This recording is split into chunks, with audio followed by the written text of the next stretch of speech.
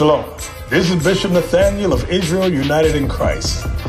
I want to start off by saying thank you to all of our Booster Club members for your many donations and much more, your prayers. We visited faraway countries and strange lands.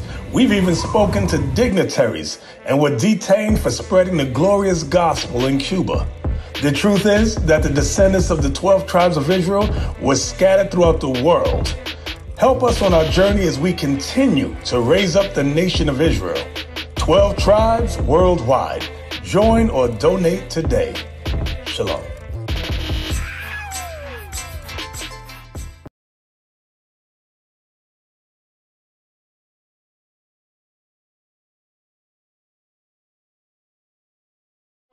What we're doing is we're warning our people.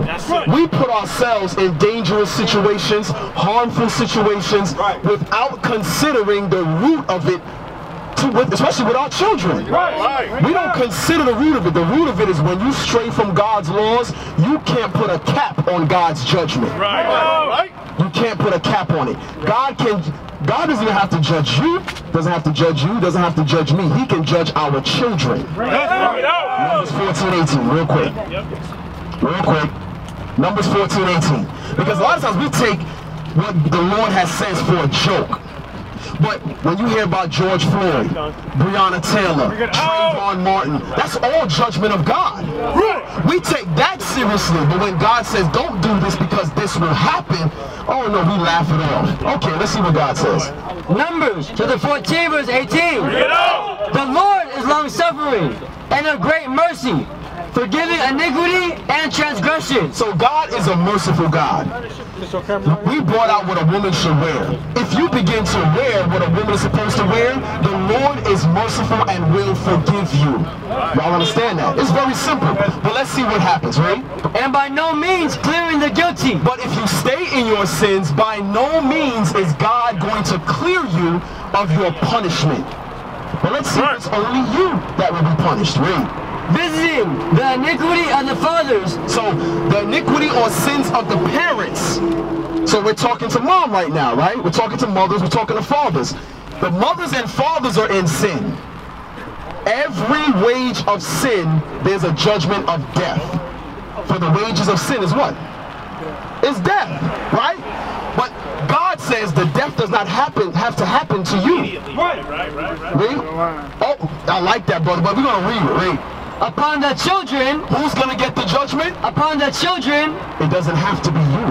We're trying to help our people generationally. That's right. Yeah, you're standing here right now, but it ain't just about you.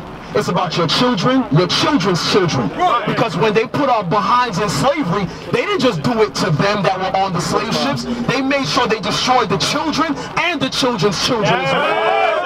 So in the building process, we got to build up generations. Unto the third and fourth generation. But it said, God says, I will visit or punish your children to the third and fourth generation. So sometimes we got to think long term. We don't think long term enough. We think right in front of our face. We have to think about, wait a minute, if God says this, if I break that commandment, God is either going to punish me or my children. If you love your children, you would never put them in that predicament. It's that simple, right? Am I right, brother? Yeah. There you go. The Lord is long-suffering and of great mercy, forgiving iniquity and transgression. So what's the iniquity we've been bringing out today? The sins we're bringing out today. Let's get another one. Give me Leviticus 13. Bring it out. Bring it out. Yep. Bring it out. Leviticus 13. Because what we've been teaching all day is God's laws. So you learn the dress code, right? The brother brought that out. Women should be in what? In a dress. Modest dress. He brought that out. Let's keep going now. Read. Leviticus chapter 13 verse 30. Then the priest shall see the plague, and behold, if it be in sight deeper than the skin, and there be in it a yellow thin hair. Yellow what? A yellow thin hair. How does God feel about the yellow thin hair? Then the priest shall pronounce him unclean. So when you wear hair of your oppressors, this is particularly speaking about blonde hair. Look at his brother here.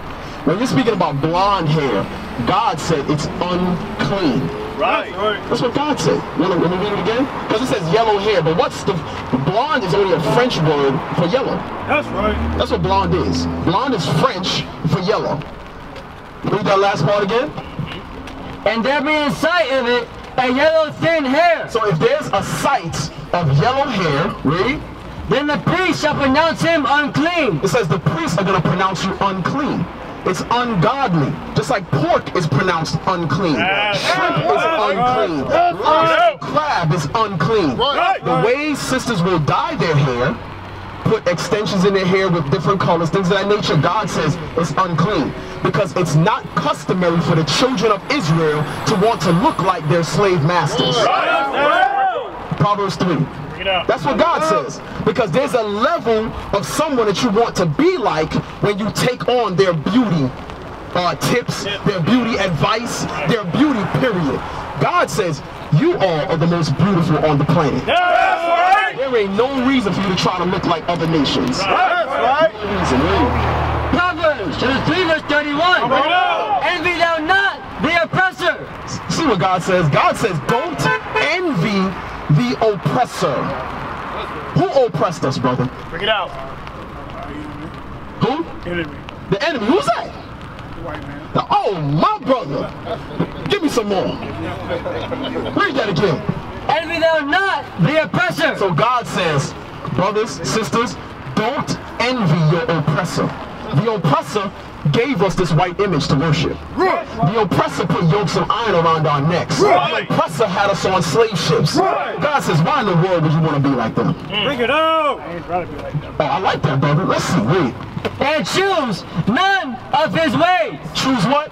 And choose none of his ways. God says, don't choose any of the oppressor's ways. Guess what? The oppressor gave us Christianity. Yep. Right. Bring it out. Don't choose any of their ways. Why? Because in that, they have us hating ourselves to the point where we now want to look like them. You hate your natural look that you came out the womb with and want to look like the oppressor. God says choose none of their ways. Because there's nothing good about them. Why is that? You understand that part, sister? You do? Very good, very good. Sister, y'all understand that? You sure? Sister right here? Okay. Read that again. Envy thou not the oppressor. And also too, brother, I know you said you don't want to do nothing like them, but when you shave your beard, you want to look like them too. I'm gonna tell you why. Because first it's an Egyptian custom to shave off your beard, and the Romans adopted it and made it law that you had to be clean shaven. That's your oppressor as well. That's why a lot of these in Christianity, they tell you, man, to be more corporate, to be more appealing, to look younger. Shave that thing off, man. You look old. Nah, you look glorious with your beard. That's what God says. You look glorious, man. So let that thing grow. So it's not just the hair with the sisters, but a brother keeping his beard is a law as well. You understand that? Read that one more time. Envy thou not the oppressor, and choose none of his ways. That's it. For the foreign is abomination to the Lord, but his secret is within the righteous. So the secret things are within the righteous, because before we read this today, y'all didn't know this. It wasn't your pastor bringing this stuff out. It was the righteous that brought out the secret things to you this day. You all understand that? You have any questions? That's what we're here for. Questions? You sure? You got some questions, sister. Come on, bring it on. That's what we're here for. You got questions, brother? I have. I'm trying to get it. Questions? You sure? Yeah, I do. Okay, come on. You talk about, I don't have any children. I got a lot of children. Okay. That's why it's wrong for me. I keep telling them for so many years. Okay. I want to make a good sample of them. They're grown, and my grandson, I want to make a good sample. That's why I kept myself celibate. Okay. Not having sex at all. Okay. But they're very rare to see me when I'm on, you know. Okay. Now, so what's the question though? You know, if it's right for me keeping myself celibate. Okay, give me that in 1 Corinthians 7. He said, Paul said, I wish they were all like me. Let's see if that's biblical. Because we have brothers who had wives, apostles had wives, right? Yeah, I'm single, you know. And you're single. Until I find the right woman, I keep myself. Very good, very good. Hey, actually, give me some more. Give me some more. Brother gave about four fist bumps today. I like that. Read that real quick. I think is it verse 1? Verse 7. Verse 7, read. 1 Corinthians chapter 7 verse 7. Bring it up! For I would that all men were even as myself. So Paul, one of the greatest apostles to walk the earth, the chiefest apostles, he said if it was up to him, all brothers would be like him, which was what? Celibate. Paul was celibate. Why? Keep reading. But every man hath this proper gift of God. But guess what, brother?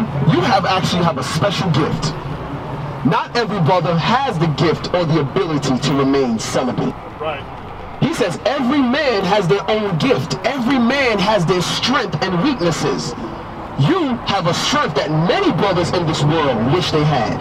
Because guess what? There are many brothers who actually worship the woman because they can't stop talking to every woman that walk by. It's a form of idolatry. Bring it out. I want to love them, not worship. I like that. Brother said, I don't want to worship them, I want to love them. That's a very good, very good comment you just made. Read that again. For I would that all men were even as myself. But every man hath this proper gift of God. Every man has his level of strength according to God, right? One after this manner, and another after that. I say therefore to the unmarried and widows, it is good for them if they abide even as I. So it says, for the unmarried, it's good that they remain that way, meaning without a spouse. It's good to stay that way. It's going to tell you why, right? But if they cannot contain, if you're unable to contain as a celibate man, meaning you're able to remain celibate, read, what should you do? Let them marry. Then get a wife. Because you might be strong right now until you meet a nice sister. You're like, man, I wanna start doing the shoulders. You start doing all of that, right? You know, my brother old school, so he know what I'm talking about. You know that little shoulder thing? Okay, good. Guess what? Now all of a sudden, you're like, man, I wanna get down with this sister. But what does God say? He doesn't say lay down with her and leave her. It says marry her. That's right. That's the key. We have too many single parent households. Am I right or wrong? Bring it out. Too many. The reason we have those is because we're not following the laws of God. It's that simple. You follow God's laws, guess what? You're a righteous sister, you'll marry a righteous husband, and you raise a righteous family. If you're a righteous sister, you'll get a righteous husband and raise a righteous family. That's how it works.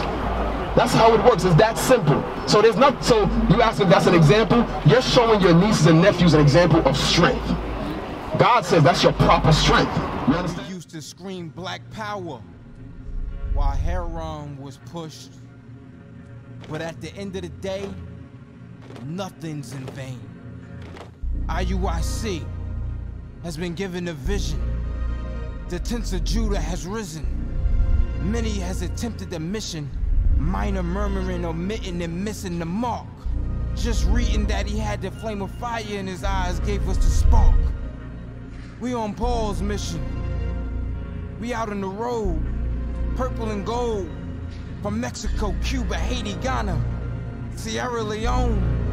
144,000 boots banging, concrete crackling. These are our men repented at heart. The scriptures is proof. IUIC, we deliver the truth.